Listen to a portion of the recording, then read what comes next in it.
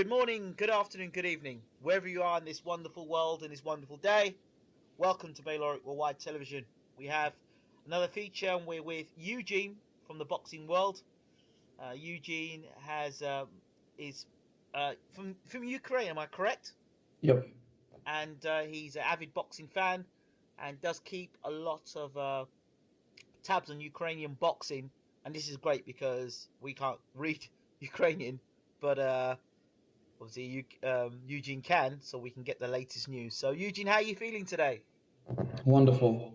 Great stuff. Okay, our last interview went down a treat. A lot of people responded and said that they really liked what you had to say and the information. And they said that you should become a regular.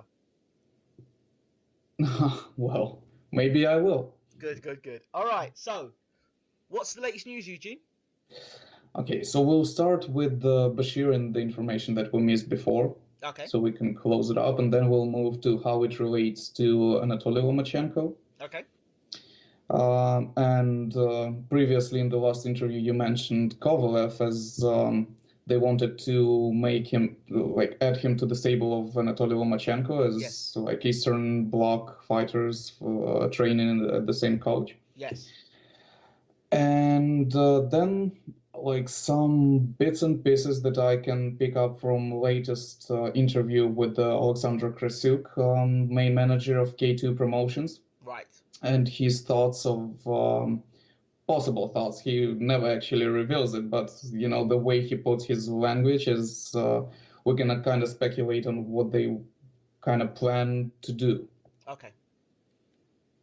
Okay, so let's start with Bashir. So the first interview I sent you, it had one piece missing because I checked on the other sites and it has one more paragraph. Okay. So at the last part where Krasuk says that technically Bashir doesn't have any sort of structure in his preparation, he doesn't organize it properly, some sort of that kind of message. Yes. He also adds that, I'm paraphrasing, this is actually quoting and translating, Okay.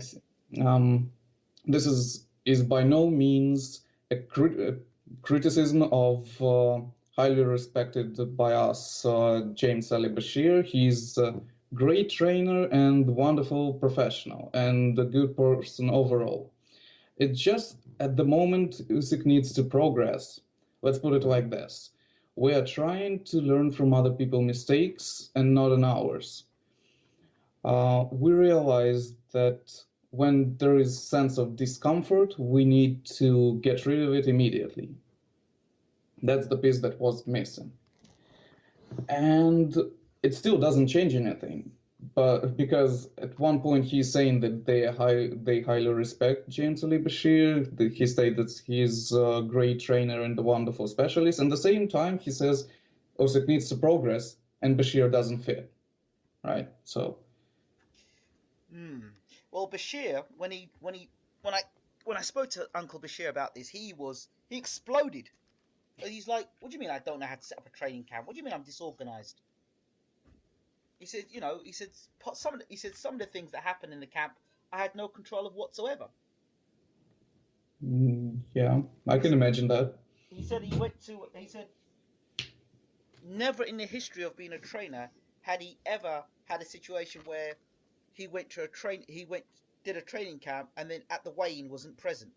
He said, but at Usyk's weigh-in, he wasn't even standing next to the fighter. He was in the audience.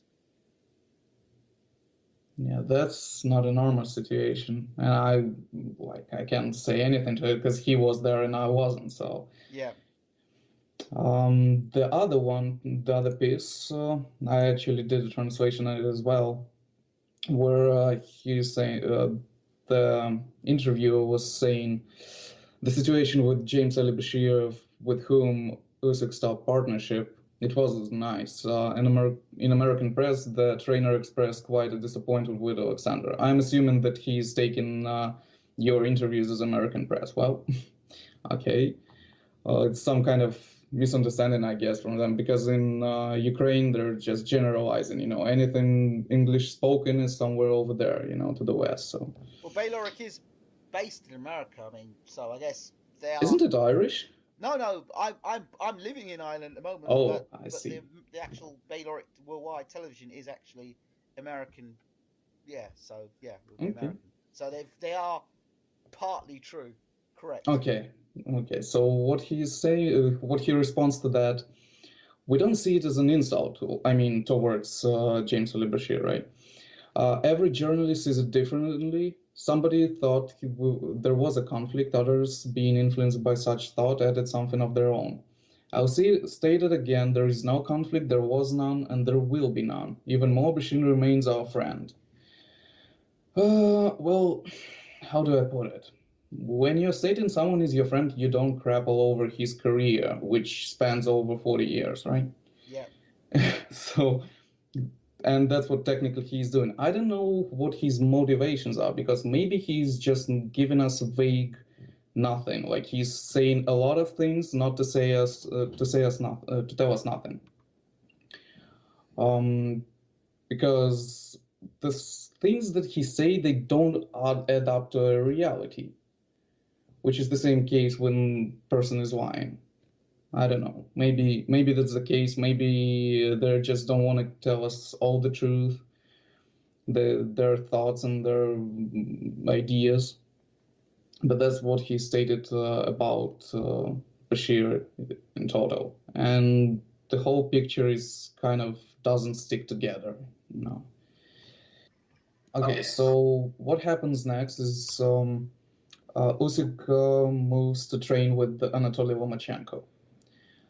But not only that, it seems like in his interview with Alexander Krasyuk, the main manager of K2 Promotions, he's stating an interesting part, that they're all training in the same gym, Usyk, Gvozdyk, and Lomachenko.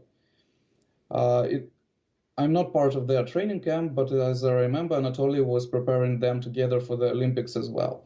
Right. The thing that is kind of tricky is why he brings Gvozdyk up, because Gvozdyk is under Abel Sanchez, as I remember. Wow. Yes, he is, isn't he? Yeah, and here he's bring him up together and brings him together with Anatoly Lomachenko, as they were training for the Olympics, right? Yes. So maybe he's the next one who's gonna change the trainer to Anatoly Lomachenko.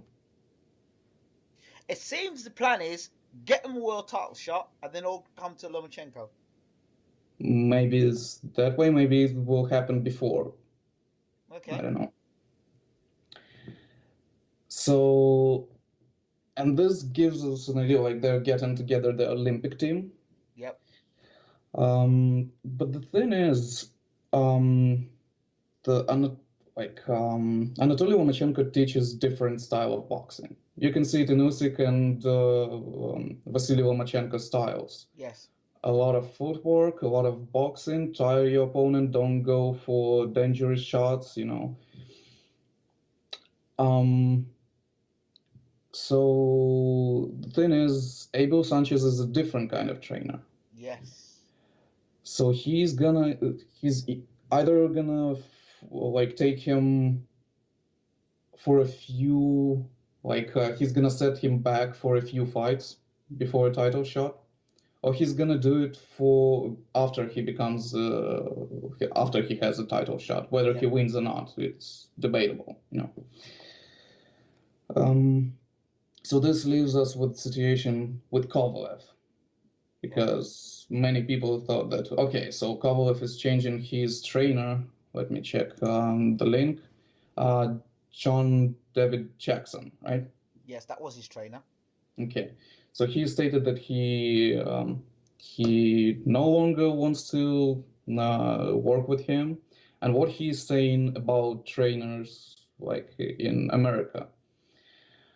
Trainers in America is a big disappointment. I've crossed my path only with people who only call themselves trainers. Mind you, he will work with Abel Sanchez as well. Yes. it seems like I have gone through so much in my amateur career that they can no longer give me anything new. And I'm a person who should feel the authority of a trainer to listen to him. And I haven't found such trainer in America.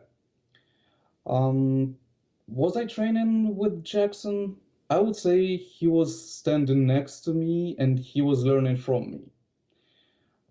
I have taken a decision that I need to change everything and everybody. I talked to my promoter before, Kathy. He doesn't give me anything. And she said, don't you think of changing him? People gonna point fingers at you and saying like, oh, he's got too high right now. Uh, so this is his attitude towards trainers. I can kind of say that he will never be trained by Anatoly Lomachenko. Because in other interview that people were referring to in Russian forums, and I couldn't find the source, but many people have stated it, he was saying that the main role of a trainer in his training camp is for meat work and to wrap his hands. Wow.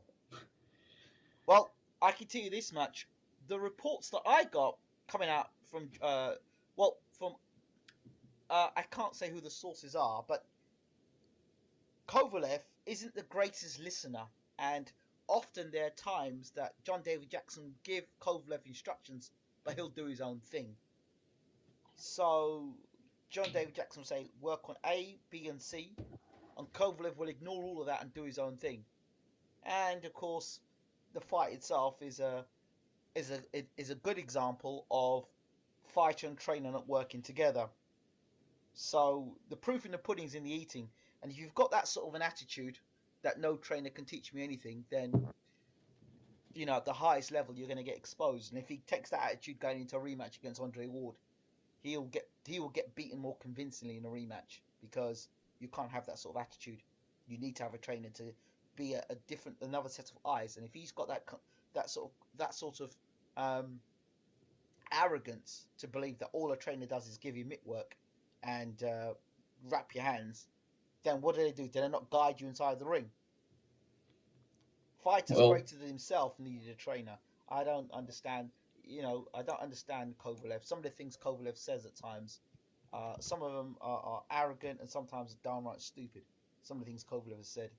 If that's what he actually believes, that he doesn't, he believes that all he needs a trainer is for mitt work and and to wrap his hands, then that really is an indication. Well, why did he go John David Jackson in the first place? So he's left Abel Sanchez, he's gone to John David Jackson. So why? So he won it all by himself, did he? Oh well, and now he's lost to Andre Ward. I mean, that just sounds like just bitterness to me, to be honest.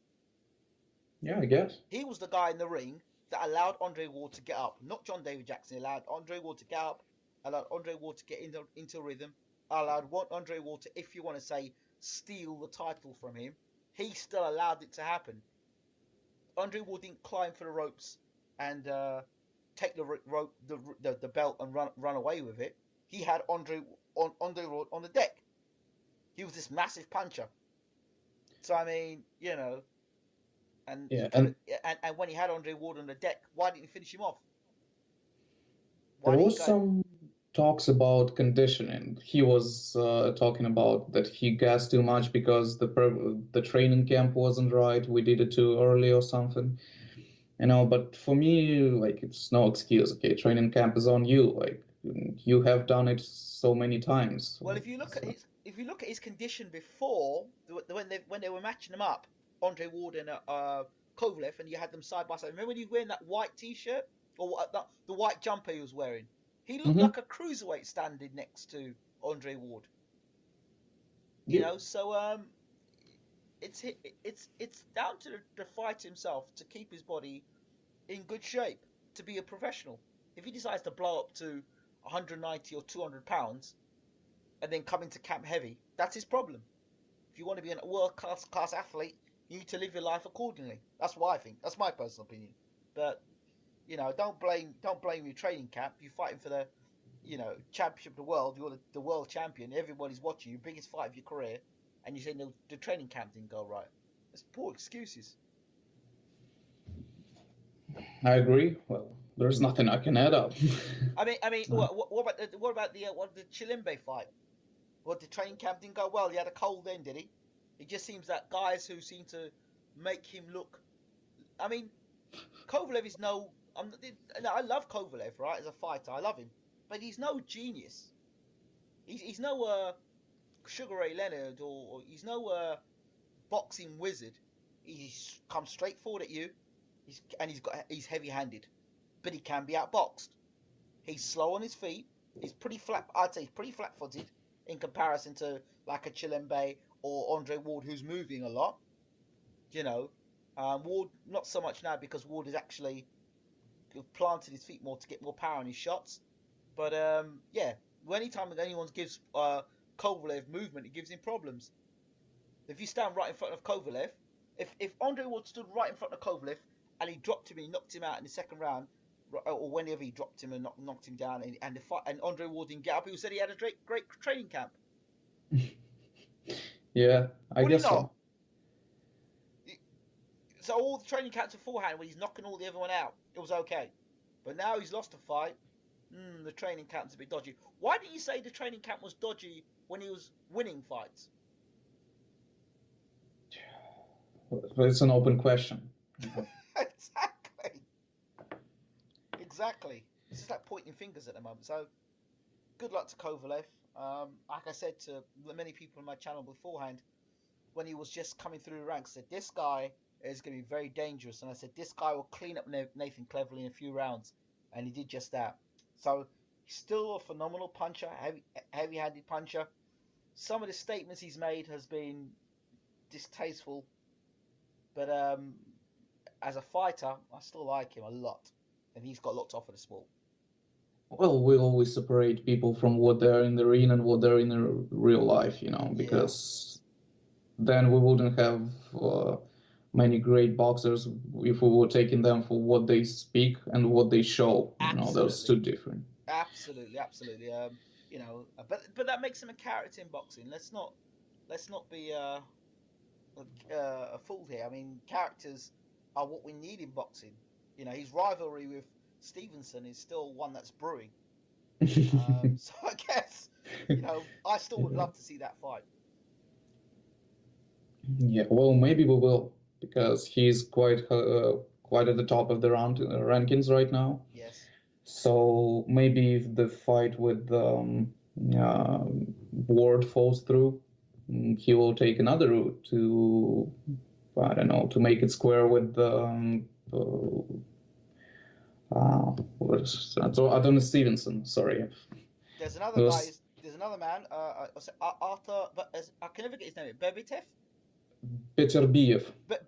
Beterbiev. I'm never getting the name right. I've got it now. Beterbiev. Well, he's got that issue to deal with as well. Yeah, probably. Well, the problem is Beterbiev. He was supposed to fight Barrera. Of course. And the fight seems to fall through. And as Barrera's team stated, it was not their fault. They never received a true contract. They received some suggestions and some terms that weren't part of the contract, that could be changed at any point. Right. So there was nothing to agree to. And plus the purse bid that is split, 75 to 25. Yes. And they decided to make the fight in Miami, where the most of the fans would be Cubans. Right. Which is not fair to Barrera at any point. Like, he's generating all the money, why he's getting all the 25%, Right. So that fight doesn't happen, and Beterbiev is kind of, again, he's standing still. He's not moving anywhere. So going back to Kovalev, when he made those statements about Stevenson, about the monkey comments, was that he made the comments there? He said something else on live television. I think it was Negro or something like that, or national television, which in one translation was meant black, but in another Mhm. termination it meant something else. So what is the story of Kovalev? Well, there is a tricky part here because um, back in post-Soviet countries, Yes, we never had racial tensions, right. and people are stating things for what they are. Okay, when for example, Americans stated that person is black Yes, in post-Soviet books, for example, it says that it's a Negro. Okay, yes, it's just a race. No one yes, is pointing fingers. It's just stating the obvious. So yes, some people from the U.S. Might think that is something he tried to offend him. yes. It might be the case. It might be. But the other one, they might not know the way he Translation. thinks, because for us it's nothing, we're not stating it as an insult. It's just the way we're used to name it. Right. So, and it's a clash of realities, Or I guess. translations. And translation as well, but okay, you can translate it one way and you can still interpret it two different ways. But he Okay, hasn't so quite done us any favors because remember he posted that picture of the gorilla or the monkey and he was looking at Stevenson. That really didn't help. well, that's true, but again, what was his name? Brownie, Lucas Brownie, the Yes. Australian. He posted a picture of, I guess it was not gorilla or some other kind of monkey, Yes. and stating that he looks exactly like Dillian White.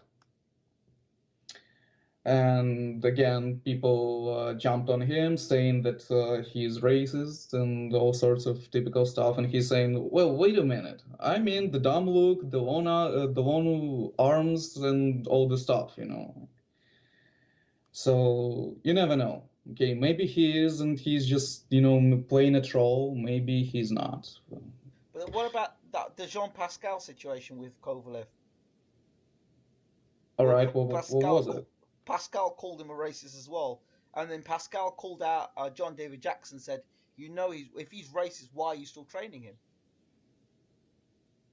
And then Well, John David Jackson and Pascal got into it as well.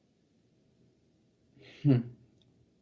Well, but what did he like? I mean, what was his reference? I Like, think was he pointing at some direct saying or something? he referenced the Stevenson situation with the monkey. He also referenced things that Kovalev has said personally to him. It might be the case. I don't know. Seriously, I will not deny it because I legit have no information on that. You see, I only go back to this to say I try and track people's patterns and what they do and what they say and where they're consistent. So we talk about him. We go back to Kovalev and him wanting to change his training camp around and say that the trainer doesn't treat him. He's no good for him. He had, a Mexican trainer in Sanchez. He's had a black trainer in John David Jackson. Is he not comfortable around guys of different cultures to himself? I don't know. Well, why didn't he choose, for example, trainer of Pavetkin, There you Kirpai, go. or there are lots of trainers around that area, but Yeah, still, exactly. like. And if you actually look at the pattern, Golovkin, who is from Kazakhstan, works with Abel Sanchez. Yes. If you look at what is it? Kovalev was working with Abel Sanchez and John David Jackson. Then who is it? Lebedev is working with. I can't believe I forgot his name. Trainer. Is it Jonathan Banks? No. Oh, no. The trainer of Manny Pacquiao. Freddie Roach. Freddie Roach, right? Then goes another one. Kasiev is working with Abel Sanchez. So you kind of see a pattern that most of Russian or post-Soviet fighters are training under Americans. Right. So it's either so much better and you can't find anything back home, or is it the case that they're just, yeah, Opportunity maybe to live in America. it might be, but for example, as you look at Lebedev, he's training in America and he comes back to Russia to fight. So, not the case.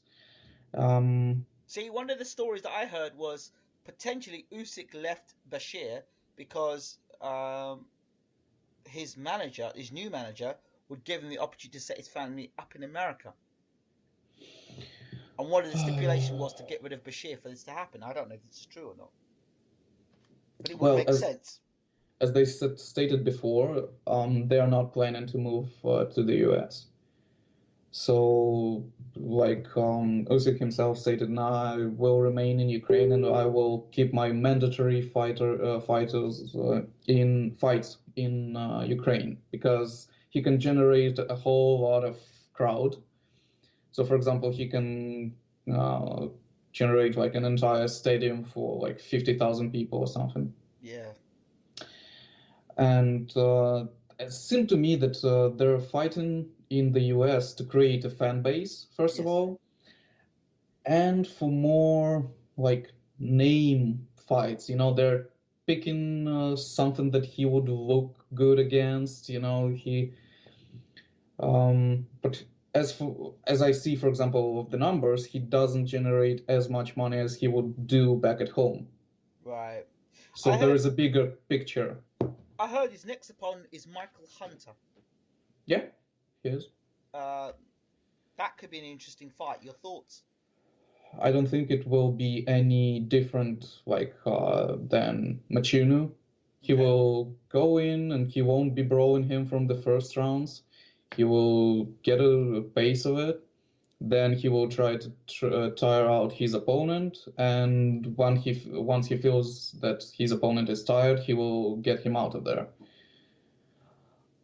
But what is interesting from Michael Hunter's amateur career is that he went toe-to-toe with the Beterbiev. Okay, wow. In Olympics. They got 10-10, and then they gave 10+ to Beterbiev.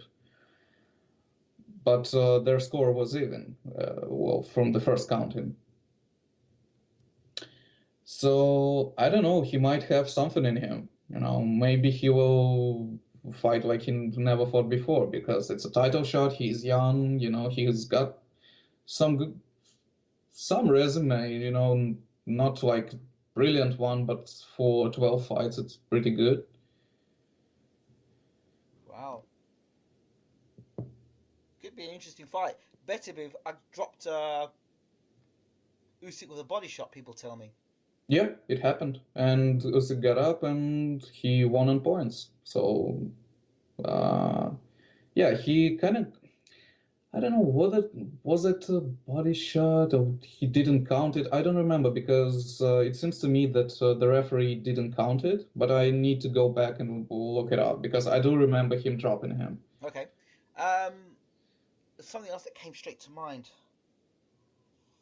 God, I've just totally lost track of it. Oh yes, the style that Lomachenko's father now, Anatoly. How is that going to change Usyk? Because he's going to try get him to fight like Lomachenko, of course. You see, the problem is Usyk is much bigger. He's much, much bigger.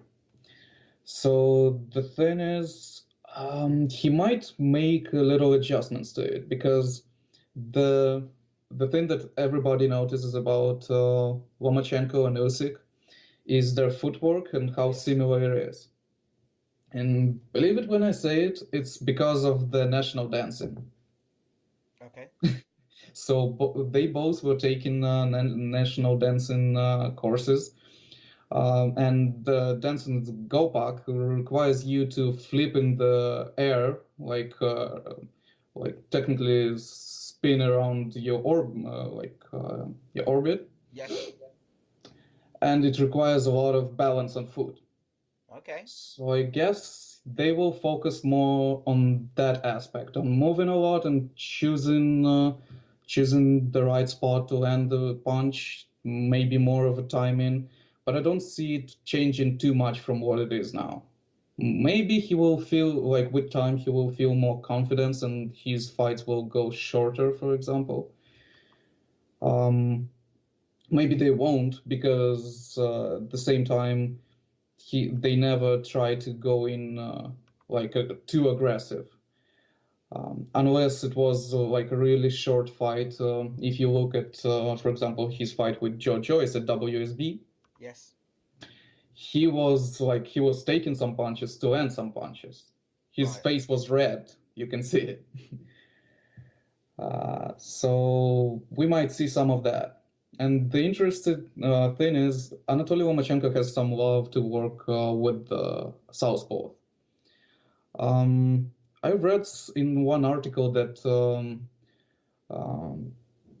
Vasily Lomachenko is actually an Orthodox, and Anatoly taught him to fight as an southpaw just to get some advantage. Maybe, I don't know, it's a crazy idea, but maybe at some point when Lomachenko struggles against his opponents, Yep. he might be changing stance to shock them. Might happen because he's a natural Orthodox who was taught to be a southpaw. Okay, there was talk about Bashir made it quite clear that in his last in the last fight he worked with Usyk, that when he came to the corner or when he came to the dressing room, he didn't wrap his hands. Somebody else was wrapping the hands, and that Usyk complained about his hands hurting him afterwards. And he said in all these fights that he trained Usyk, that never happened. Is that something that Usyk should be concerned with? Well, we don't know who did wrap his hands. Okay, so the thing is, I quite believe it because when you're working with big guys and they have a heavy shot, you need to pay close attention to wrapping the hands. Okay. Otherwise, I think Bashir stated it about Wilder, that he breaks his hands all the time just because his wrapping is never good enough. Okay. Like no one does a good enough job to wrap his hands.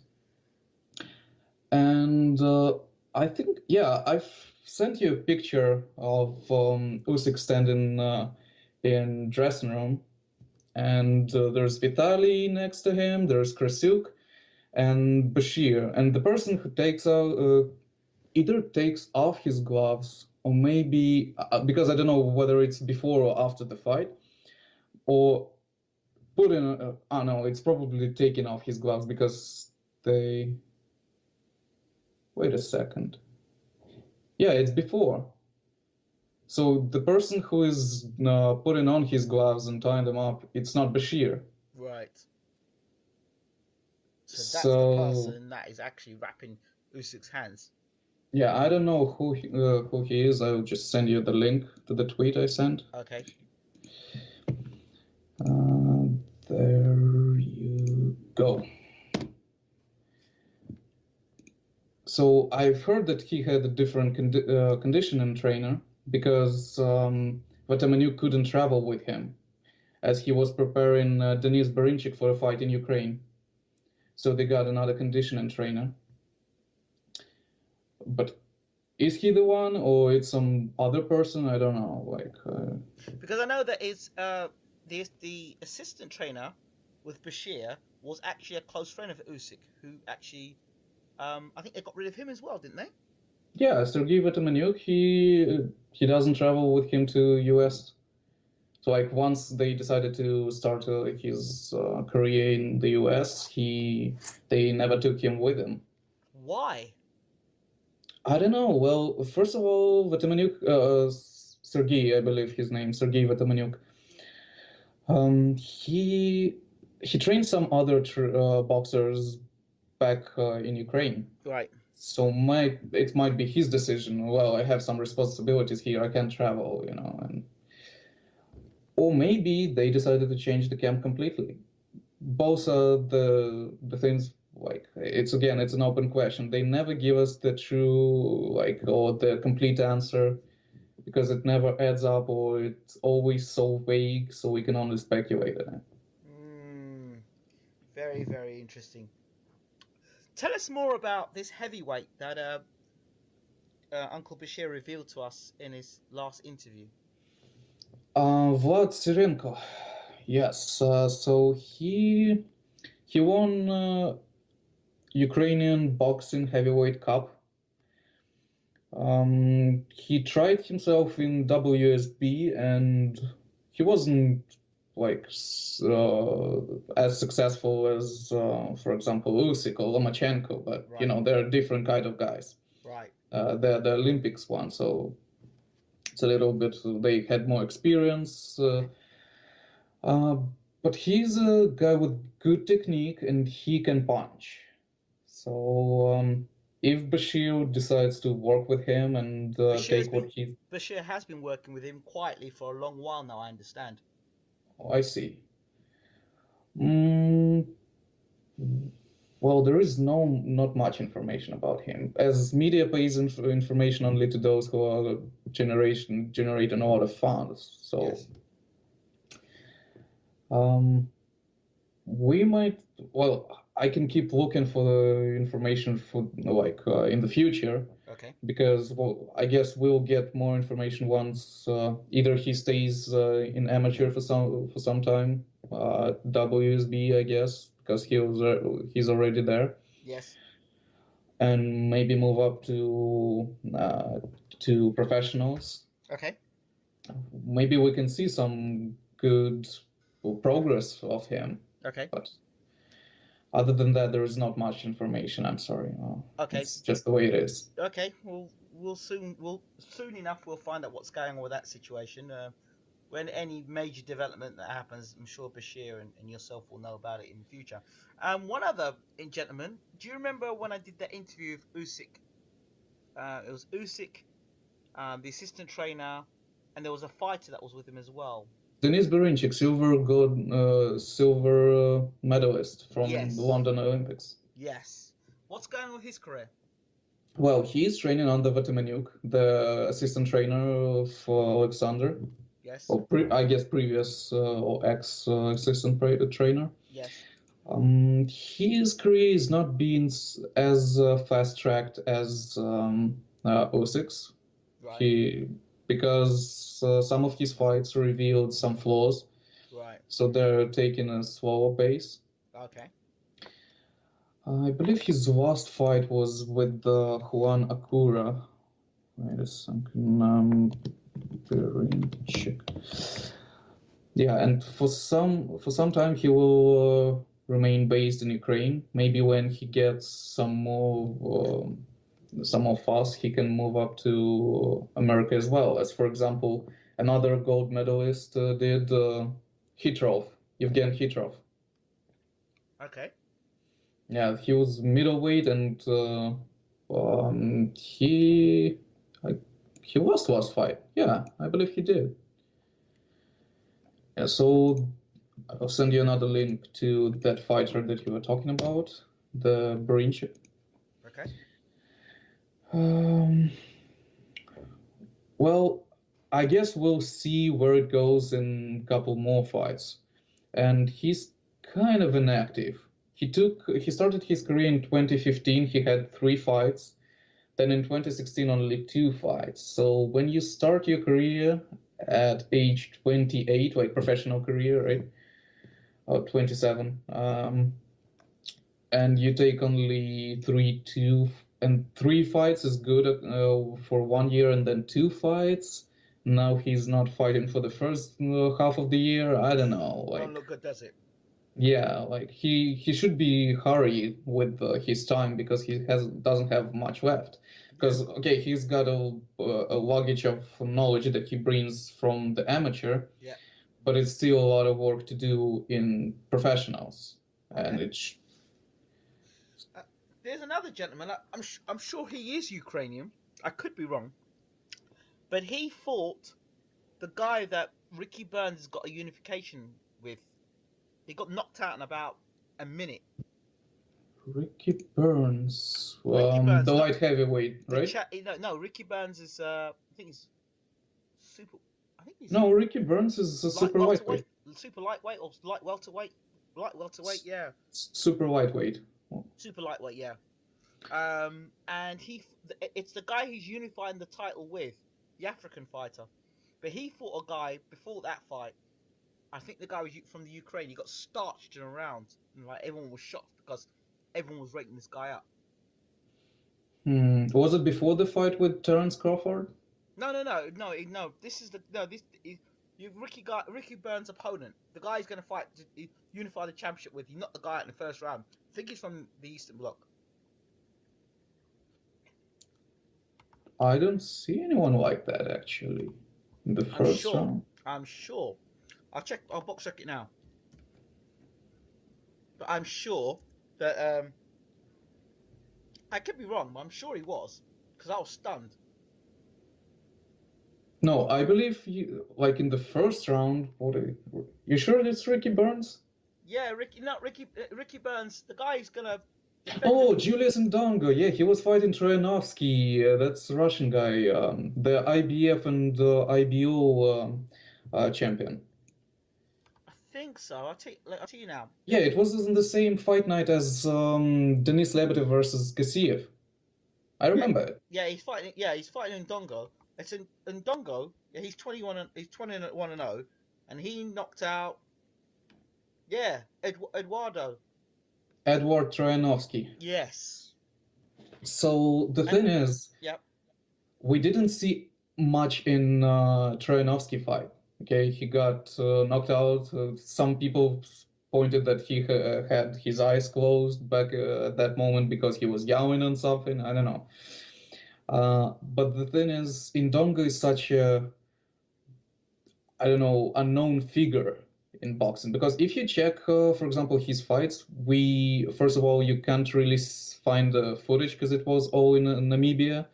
And the other one, there are no weights record. Okay, so what weights was he fighting at? Who did he fight and how did he fight? So then he comes to the championship fight. He knocks out the guy in the first round, and now he fights Ricky Burns. So either he's really good and he's gonna show a lot because it would be the same situation as Mchunu and what is it? Huh? Bellew. No. No. Machino and what was Eddie Chambers. Okay. No one knew anything about Machino. He comes in and he shocks everybody. Right. That might be the case with Julius Ndongo, because that what usually happens when you know precisely nothing about fighters. And of course, after somebody of two of them, right, gets all the belts. Yep. I see Crawford jumping in, which is another interesting fight. But the way I see it, I would choose Julius Ndongo to beat Ricky Burns. Yep. And then there's a dilemma, okay, of how good he looks against Ricky Burns. Like if he takes everything against him, then we can say, okay, now this is something interesting. How would he fight against Terence Crawford? That is a possibility of a really, really good matchup. I'm shocked here because let me get his name out. Troyanovsky. Troyanovsky. He was 36 years old when he had that fight. Unbeaten, but 36 years old. That's a bit late, isn't it? Well, 36-year-old, but I mean, he got his title at about 35, I believe. Yep. I guess that's the issue with all Eastern Bloc fighters. Okay. You can see, like, I guess the Gassiev is the only one who became a champion at 23, I believe. Yep. Something like that. All the others are taking a path of long amateur career, getting a lot of experience, and then they can fast track their professional career. But hold on, he fought a guy in 2015 who was unbeaten. He was 48-0. He fought Cesar. I gotta pronounce his last name. Canusa? 1 second. He fought Cesar Canusa. And Cesar Canusa was 48-0. I believe it's Cuenca. Coenza, So, okay, Coenza. There you go. so Thank you for the correction, Coenza. And yeah, he TKO'd him. And then they had a rematch the next year. And he repeated it. He TKO'd him again. Yeah. So he's actually well, I believe he's no joke, but either something it was really like a lucky punch, and Julius Odonga just pulled a lucky ticket. Yeah. Or the age is coming onto him. He's got fights against serious opponents, and now it kind of says, like, I don't know whether they will ever have a rematch, because that's the case with his promoter. I forgot. Roy Jones promotes. I don't know. I believe that he was in a stable with what's his name? The promoter of Lebedev and the Russian guy. Oh, I know sorry. you're talking about. I know exactly who you're talking about. I'll pull it out in a second. So. Yeah, you're talking about. He also has what's his name? He's got the two brothers as well, isn't he? At middleweight. One's at middleweight. One's the middleweight world champion. WBO. Not WBO. Oh, Rybinski, yeah. Rybinski, that's it. Because the thing that he always does, he always gets a rematch, or tries at least to get a rematch when some of his fighters on his fight night lose. Yep. That's what happened with was Duradola, the cruiserweight from Nigeria.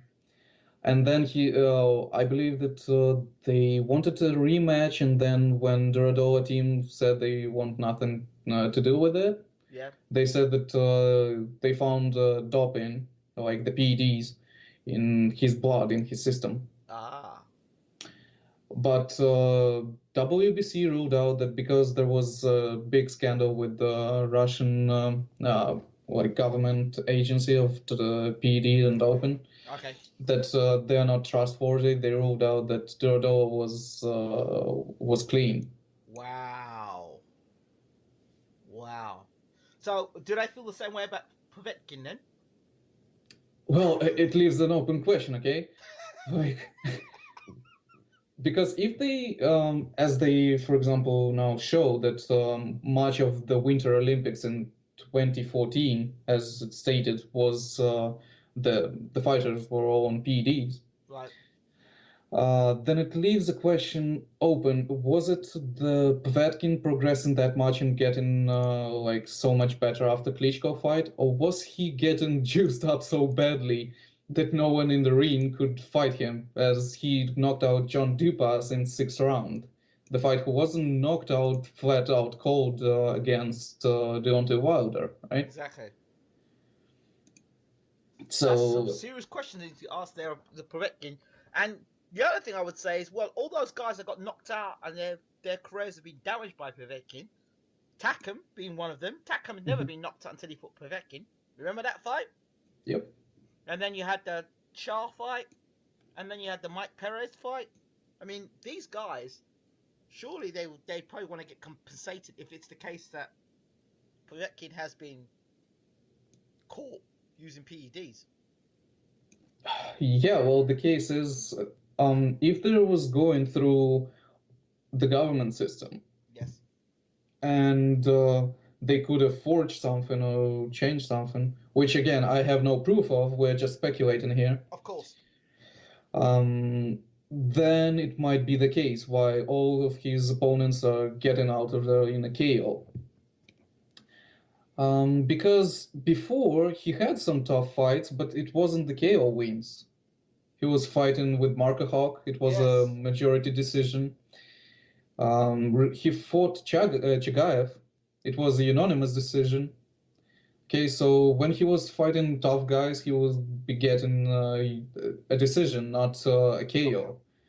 All of a sudden, when Vladimir Klitschko reveals his flaws with stamina, and actually what was the name of Meldonium?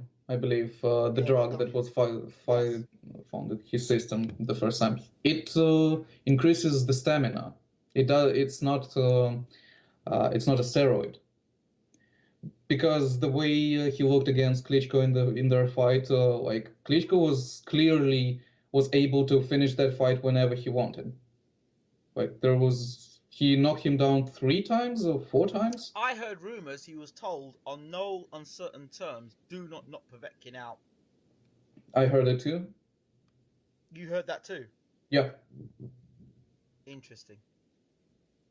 So the case is all the drugs he was caught in, Ostarine and meldonium, they all increase the stamina. Because as some doctors stated that Ostarine is not a really good drug as a steroid, but it's better for like enhancing the stamina. Wow. So that fight with him and Stavern. So you think Mhm. Stavern was right to pull out of that fight? Of course he was. He had no, as we don't know whether he's taking drugs or not.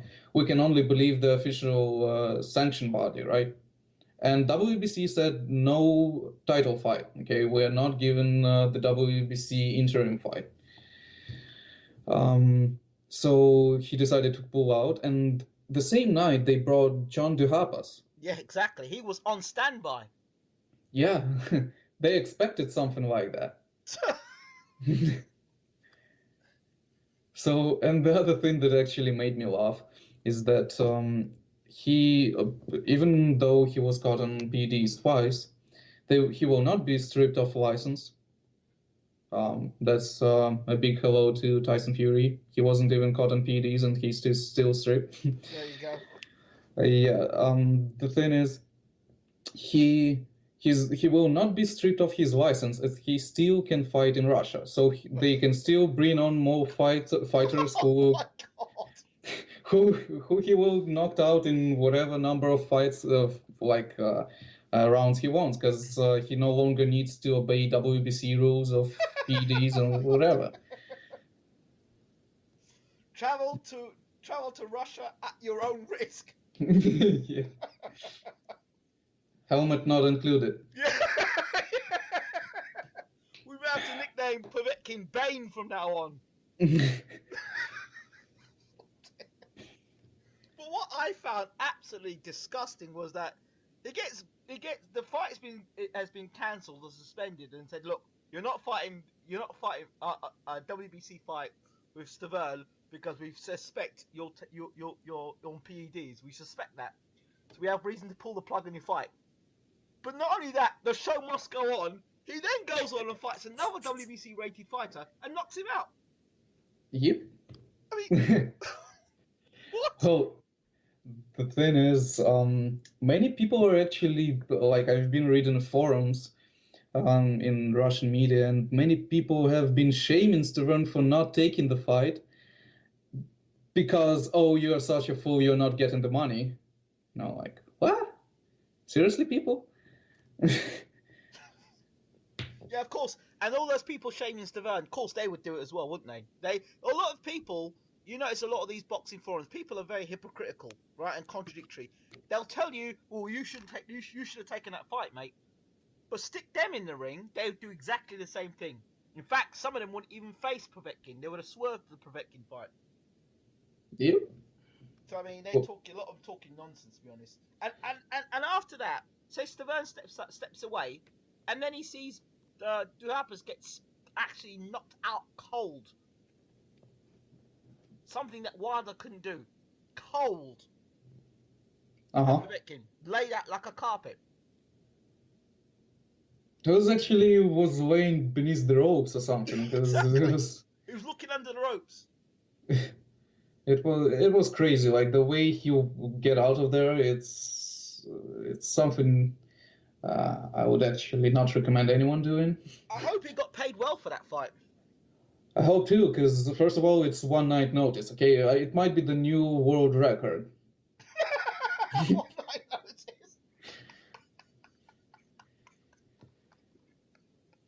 some people have pointed out that he was in regular gym boots, okay, to gym's runners or sneakers or Oh my like, god! yeah, like It's getting he, worse, isn't it? It's getting yeah, worse. yeah, because the people have been saying that he looks like he got out of the couch right into the arena. He came there just to watch the fight, and they're saying, "Oh, the fight isn't happening. You want to fight, and you want to win $1 million or something?" Yeah. Like, oh, whatever. The price is right. Come on down. Oh god, that's not good. That's really not good. And then Deontay Wilder and Povetkin's team, they went to battle it out, and Deontay Wilder won 5 million. So I understand $5 million. Okay, well, I mean, guess it's good for him, but the thing is, they're suing now, okay? And they're suing two different causes. One is suing with what was it? Yeah, one is suing with Wilder, and the other is suing with WEC because they dropped him out of ratings. Well, he lost the case against Wilder. Yeah, he lost. But what their defense was, the lab that found what is it, meldonium in his system is not trustworthy because later on they found meldonium in his previous samples and they didn't find it before. So they're not professional. We cannot trust their judgment. Like, wait, you're saying that he had meldonium in his system before, they just didn't find it, and somehow it's a clause for his innocence. Like, come on. Yes. Well, if they're going to be if that's his defense lawyers and his solicitors, then Wilder is safe. So is Stern. Maybe they need to be given some PEDs as well. Improve their performances in the courtroom. Yeah. Well, he lost that one, and he was he was ordered to pay $100,000 to WBC for such a mess that he created. Well, he's got, from what I understand, Povetkin's got some very powerful backers, and he's got a lot of money people behind him, so that's going to be peanuts to Povetkin's team. Rabinski is actually solving a lot of problems like that. Like the fight of Lebedev versus Guillermo Jones, I believe? Yes. No. What was his name? Guillermo Jones, right? I'm not saying... So he lost that fight. He got a big injury on his eye. Yes. And then they were supposed to have a rematch. Okay. And like a couple of hours or a day before, a ruling out comes that they found the PEDs in Guillermo Jones' system, yes, and they should not fight. Okay, what usually happens in this case? The belt becomes vacant, right? So they vacate the title, and you're supposed to fight, for example, number 2 or number 1 or number 3 of the division, yes, by the WBA. They just give him the belt. Oh, great. Nice. Yeah, behind the closed doors, they just bring him the belt. Okay, you can wear it now. Because if you open BoxRec, you can see that he didn't fight for a vacant title. He lost the fight, and he still got the title. That's nice, isn't it? No, why? Just you can beat me, but you don't actually beat me. You just, you can beat me. I can just get my title back anyway. Nice. Now I bring the second case exactly with the same fighter, Denis Lebedev, when he was fighting Murat Gassiev. He lost that fight, and he still holds the WBA title. What? He's supposed to fight the winner of Dorticus versus Dorticus versus or is it? I can find it. Beibut Shuminov. Okay. So whoever wins that fight is supposed to fight Lebedev for the WBA super title. Okay. So he lost 2 fights, and he still keeps the belt. Like, it's lovely. It's nice, eh? Yeah. So and somebody stated like, imagine you collect all the 4 belts, right? So you fight with somebody and you lose 1 belt. Okay, so you need to fight another one and you lose another belt, and you can You can keep losing fights and keep belts and still remain the champion, you know? It's nice. Very, very nice. He's moving the right way about things, isn't he? Just lose fights and collect belts. The belt collector. Yeah, but that looks sketchy, you know, when something like that. Of course it looks sketchy. There's one more fight I want to talk about. Liam Cameron's going to be fighting one of Rebzinski's fighters. I think he's going to fight the guy that fought Bugoloni for the super middleweight title. Super middleweight. Where is it? Or middleweight. Chudinov. I don't really see it. There's two Chudinovs. There's a Chudinov that beat Sturm, and there's a Chudinov that got beat by Chris Eubank Jr. Chudinov. He might be fighting Liam Cameron next, I'm hearing. Fyodor and Dmitry Chudinov. There are two of them. Yes. One's better than the other, significantly. Okay, so the one... So... Which weight is it? 168? And they're both fighting at 168, actually. I think so. But one fought Buglioni. And then fought Eubank Jr. And one's a world champion, I think. Well, the one who fought Buglioni is Fyodor, and he lost his last fight to Felix Sturm, right? Okay. So, yeah, they had a rematch. He won a fight against Felix Sturm, the German, for vacant WBA World Super Middleweight title. Yes. Then he fought Buglioni. Yes. And then he had a rematch with the Sturm, and he lost a majority decision. Okay. So is he the one who's supposed to fight? I don't know. One of them are going to fight Liam Cameron. Liam Cameron. Chris Eubank. So, well, the Dmitry Chudinov, he lost to Chris Eubank. But he's got a larger, bigger career. He's got 23 fights, and the other one has 15. So I think one of these Chudinovs are meant to be fighting Liam. So I think he's meant to be fighting one of the Chudinovs. That's what I understand. But I don't know how true that is. We'll see. Well, the Fyodor who lost his title to Felix Sturm has been inactive for over a year. The other one had fought just a month ago. Okay. So we might be talking about Dmitry Chudinov. Okay, well, coming to Dmitry Chudinov. So one of those two guys are going to be fighting Liam Cameron. So that'll be interesting. The only thing I'm interested in are where are they fighting? Where are they fighting? I think they might be going over to their backyard to fight. I don't think the fight's going to be in the UK.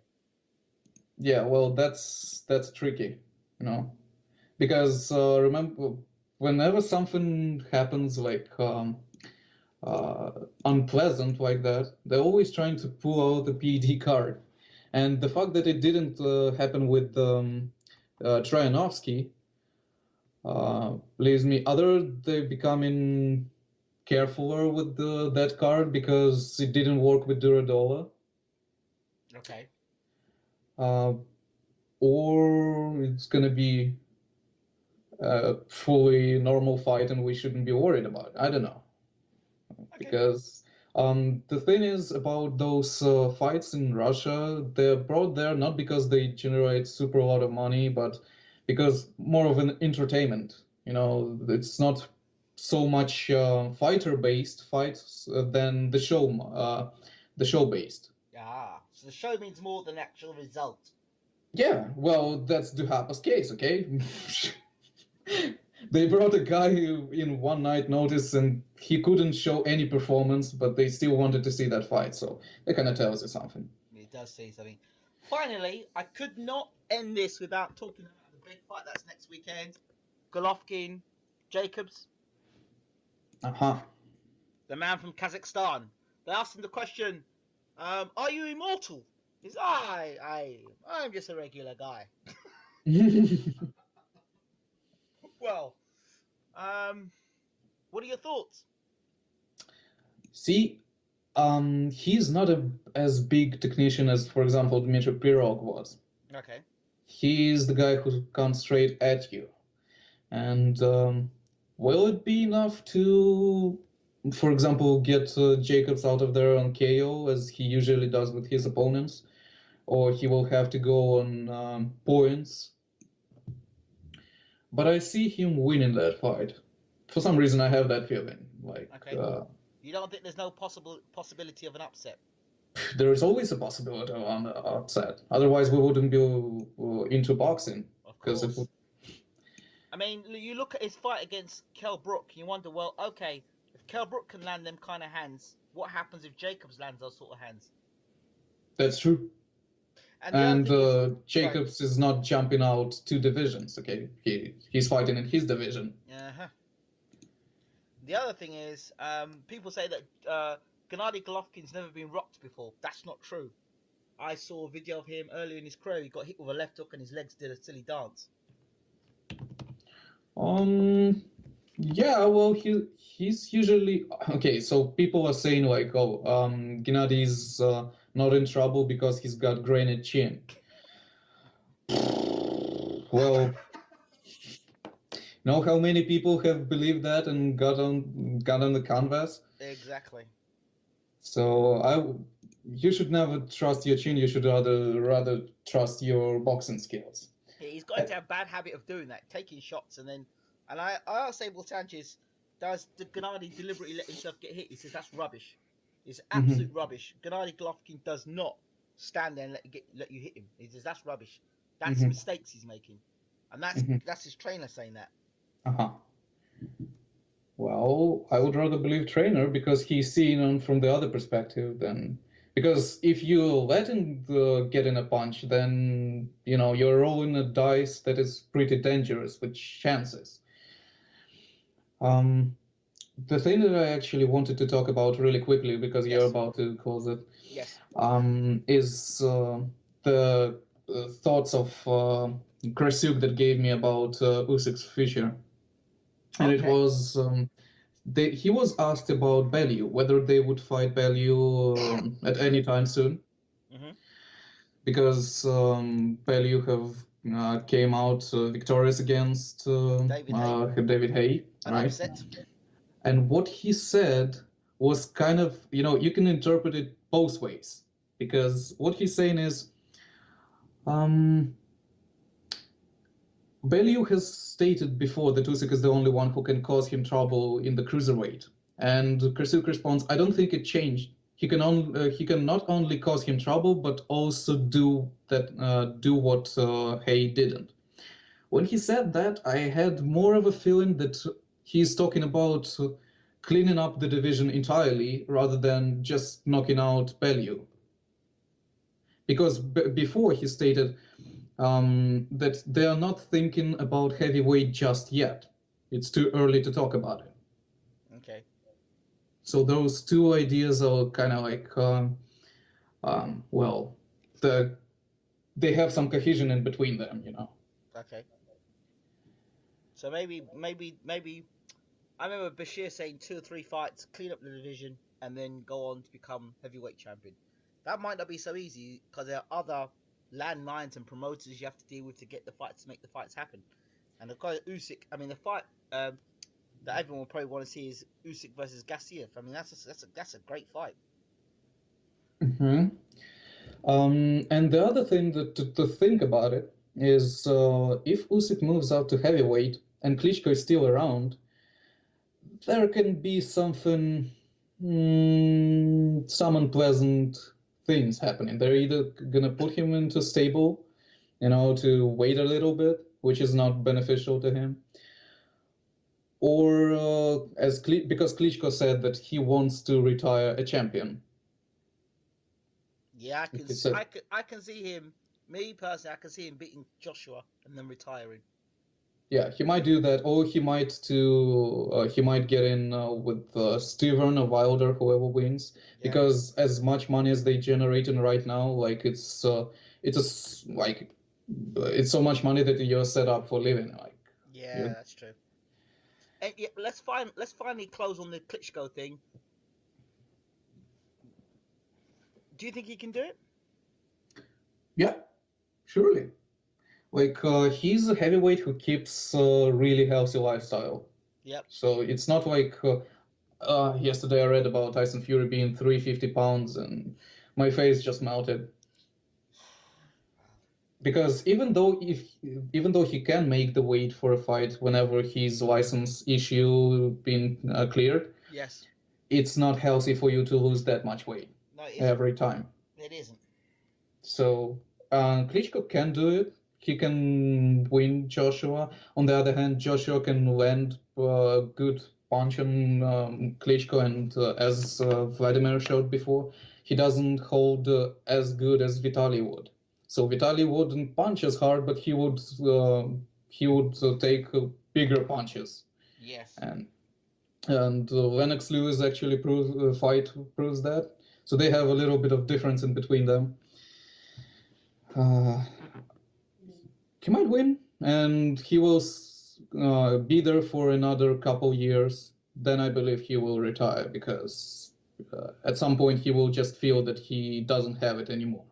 Because usually you will feel it at some point in your life. The only if he does go on to beat Joshua, there's only one fight. There's only one belt he's never held, which is the WBC belt. Yeah. So that's that might spark him, right? Yes. And he might work towards that case. And whatever happens, remember that once he's done that, first of all he said that if I win Joshua, I don't want to see him broken. Like once I'm out, I will bring him back up. That was his direct quote. Wow. So he likes Joshua, I believe. So it's gonna be interesting whether he wins or loses, because it's still gonna create much movement in heavyweight division. Of course. Eugene, thank you so much for talking once again to BaylorIC TV and giving us the exclusive information on Ukraine boxing and all the Eastern, what they call it, Eastern Bloc they call it? Is that what they call it? Yeah, usually. Okay, so they need all the information on the Eastern Bloc. And we look forward to speaking to you soon. It's been a pleasure. See you soon. As always. Thank you, champ.